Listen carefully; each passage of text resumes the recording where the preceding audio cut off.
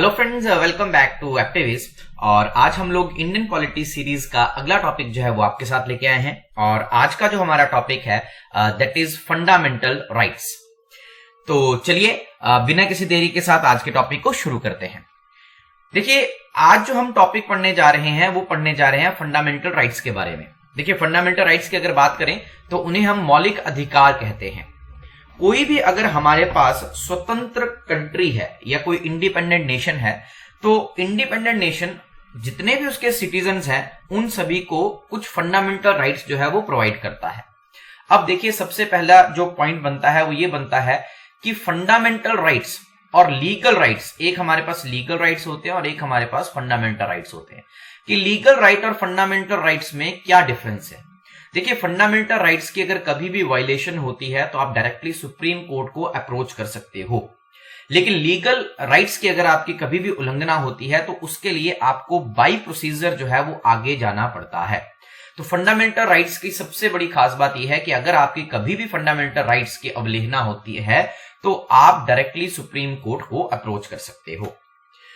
देखिए, fundamental rights को सबसे इंपॉर्टेंट बात है कि पार्ट नंबर 3 में रखा गया है और आर्टिकल जो इसके साथ डील करते हैं दैट आर्टिकल्स 12 to 35, यानी कि हमारे कॉन्स्टिट्यूशन के पार्ट नंबर 3 में under article 12 to 35 fundamental rights को रखा गया है।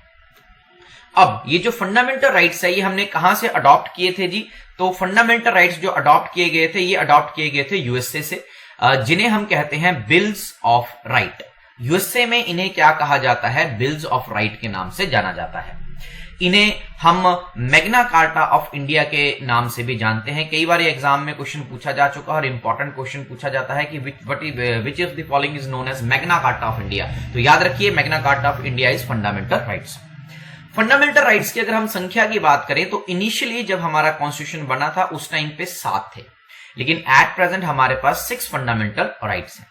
देखिए, जो 7 थे उसमें से एक फंडामेंटल राइट जो है वो हटा दिया गया था और जो राइट हटाया गया था उसका नाम है राइट ऑफ प्रॉपर्टी, यानी कि प्रॉपर्टी के राइट को जो है हमने यहां से हटा दिया था और इसे आर्टिकल नंबर कहां पे रखा गया है? 31 में। देखिए, ये वहां से डिलीट किया गया था 44th अमेंडमेंट 1978 के तहत और इसे क्या बना दिया था जी? एक लीगल राइट बना दिया था। इसी के साथ मैंने शेड्यूल्स में आपको कराया था कि जब हमारा कॉन्स्टिट्यूशन बना था उस टाइम पे 8 शेड्यूल थे, लेकिन एट प्रेजेंट जो है हमारे पास 12 शेड्यूल हैं। तो सबसे पहला शेड्यूल नंबर 9, जिसको मैंने कहा था लैंड रिफॉर्म, वो ऐड किया गया था। तो वो राइट टू प्रॉपर्टी के लिए ही ऐड किया गया था। तो नेक्स्ट पॉइंट देखिए इसके बारे में। अब हम बात करेंगे जितने भी हमारे जो फंडामेंटल राइट्स हैं उन सभी के बारे में। तो 6 हमारे पास फंडामेंटल राइट्स हैं और हम एक एक करके इन राइट्स के बारे में पढ़ेंगे। सबसे पहला जो हमारे पास आता है that is right to equality, जिसे हम कहते हैं समानता का अधिकार।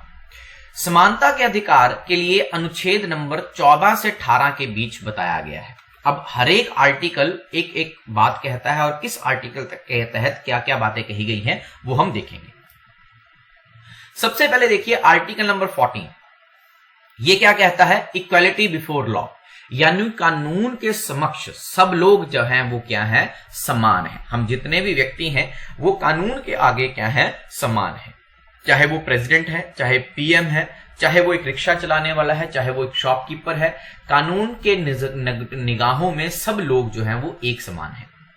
सेकंड जो है हमारे पास that is article number 15। Article number 15 क्या करता है? प्रोहिबिशन करता है ऑफ डिस्क्रिमिनेशन, यानी कि अगर आप किसी भी व्यक्ति के साथ भेदभाव करते हैं on the basis of religion, race, caste, sex और प्लेस ऑफ बर्थ, तो ये हमारे पास किस आर्टिकल के तहत आता है जी? आर्टिकल नंबर 15 के तहत आता है। उसी की तरह अगला आर्टिकल है जी article number 16 that is equality of opportunity in matters of public appointment. जितनी भी हमारे पास पब्लिक अपॉइंटमेंट होती है उन सभी में सभी व्यक्तियों को समान अधिकार प्रोवाइड किया जाएगा। Article number 17 very very important, काफी बार एग्जाम्स में पूछा जाता है। Article number 17 that is abolition of untouchability, छुआछूत का उन्मूलन करना, कि छुआछूत की बीमारी जो है, ये छुआछूत जो हम अपर कास्ट लोअर कास्ट के बीच में उसको खत्म करता है। नेक्स्ट आता है जी article number 18 and that is important one. Article number 18 हमें क्या करता है, एबोल्यूशन ऑफ टाइटल्स, कि आप कोई भी टाइटल जो है वो अपने नाम के आगे यूज नहीं कर सकते हैं एक्सेप्ट एक तो मिलिट्री और एक एकेडमिक, यानी कि जो आपने खुद अर्जित किए हों वो आप लगा सकते हैं, बाकी नहीं। मिलिट्री के अंदर जैसे आप अपने नाम के आगे लेफ्टिनेंट लगा सकते हैं, आप कैप्टन लगा सकते हैं, आप मेजर लगा सकते हैं। एकेडमिक जैसे आप डॉक्टर लगाते हैं, एडवोकेट लगाते हैं, इंजीनियर लगाते हैं, तो ये आप अपने नाम के आगे टाइटल्स लगा सकते हैं।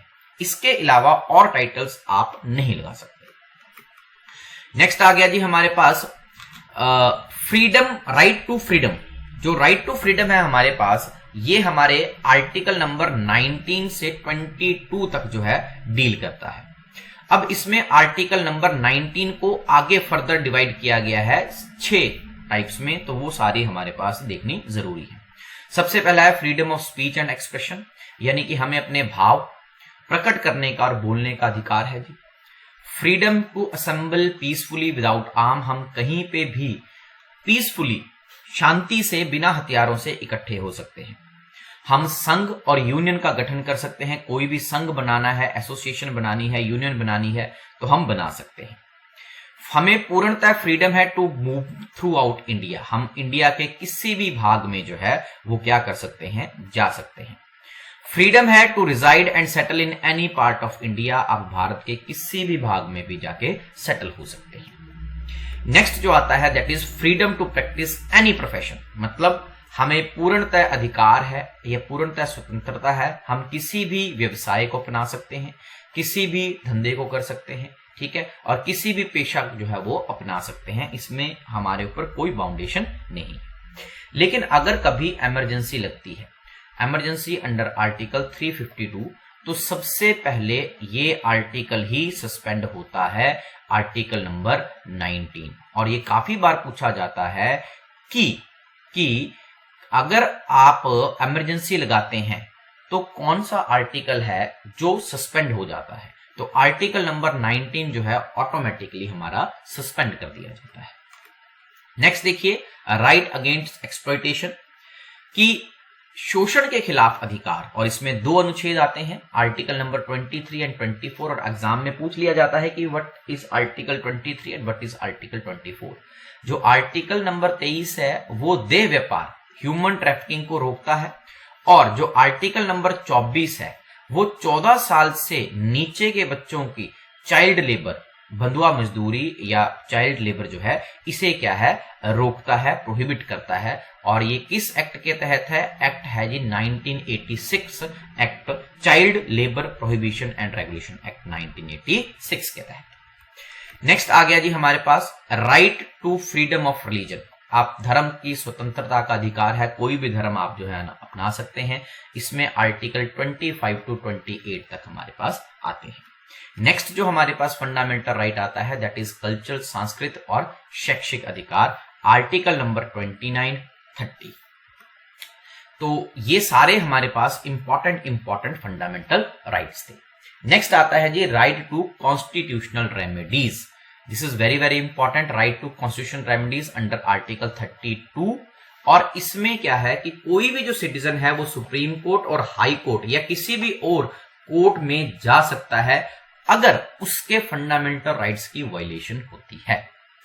इन्हें कॉन्स्टिट्यूशनल रेमेडीज को हार्ट एंड सोल कहा गया है जी कॉन्स्टिट्यूशन का, दिस इज इंपॉर्टेंट वन। और काफी बार यहां से क्वेश्चन पूछा जाता है कि किसे संविधान का दिल और आत्मा के रूप में जाना जाता है, तो याद रखिएगा संविधान की दिल और आत्मा किसे कहा जाता है जी, राइट टू कॉन्स्टिट्यूशनल रेमेडीज को कहा जाता है। राइट टू कॉन्स्टिट्यूशनल रेमेडीज के अंदर कुछ रिट्स आती हैं जिनको हिंदी में प्रादेश कहते हैं, और हमारे पास जो रिट्स हैं वो 5 रिट्स हैं, habeas corpus, mandamus, quo warranto, prohibition and certiorari. अगर कोई भी व्यक्ति फंडामेंटल राइट्स की वायलेशन करता है तो इन रिट्स के तहत हम उसके ऊपर कार्रवाई कर सकते हैं। तो ये था जी आज का सेशन हमारे साथ, होप आप लोगों को ये सेशन अच्छा लगा होगा। अगर ये सेशन अच्छा लगा है तो इसे अपने दोस्तों के साथ शेयर जरूर करें, और जिन लोगों ने हमारे चैनल को सब्सक्राइब नहीं किया है वो प्लीज हमारे चैनल को सब्सक्राइब कर लें ताकि और ऐसे वीडियोस वो हमारे चैनल पे देख सके। Thanks to be the part of एक्टिविज। जय हिंद, जय भारत।